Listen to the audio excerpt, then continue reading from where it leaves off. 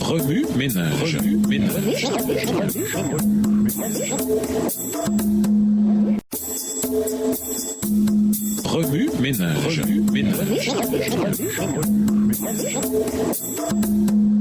Bienvenue dans votre émission. Remue ménage. Nous voilà à la leçon de mardi. Le chrétien et la souffrance. Lisons 1 Pierre 4, verset 16.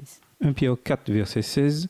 Mais si c'est comme chrétien qu'ils n'en rougissent pas, qu'ils glorifient plutôt Dieu à cause de ce nom.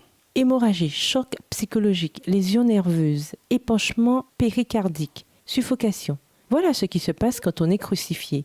Même le terme anglais « excruciation », atroce, nous vient du latin « crucifixio ». Cette forme de torture des plus violentes ne nous est pas étrangère. Jésus-Christ ayant été crucifié, sa souffrance était on ne peut plus réelle.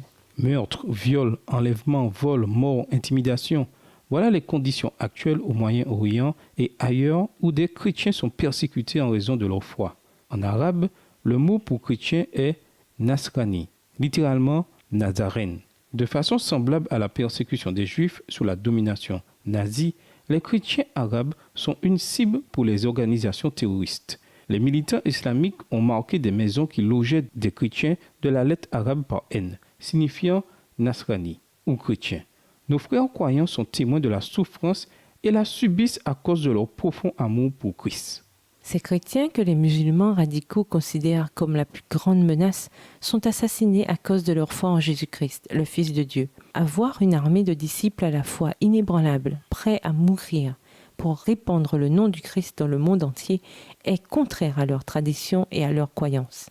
La puissance de Dieu a-t-elle été plus clairement manifestée que lorsque le nom de Jésus a été publiquement proclamé? Dans notre leçon de cette semaine, Pierre s'adresse à ses frères et sœurs en Jésus. Il les encourage à rester forts dans la foi. Nos actes, dit-il, démontrent manifestement la foi qui nous habite. C'est ce qui s'est vérifié dans le Moyen-Orient islamique et dans de nombreux autres endroits. Chaque jour, nous avons le choix de vivre courageusement pour Jésus. Nous sommes assurés de notre salut. Y a-t-il alors plus grand honneur que de prendre le risque de mourir dans l'espoir que quelqu'un d'autre puisse aussi trouver Jésus? Puissions-nous ne pas avoir honte de porter le nom de disciples du Christ, et puisse notre monde voir comment nous vivons et louons notre Père céleste. Au revoir. Et à demain si Dieu veut. Remue ménage. Remue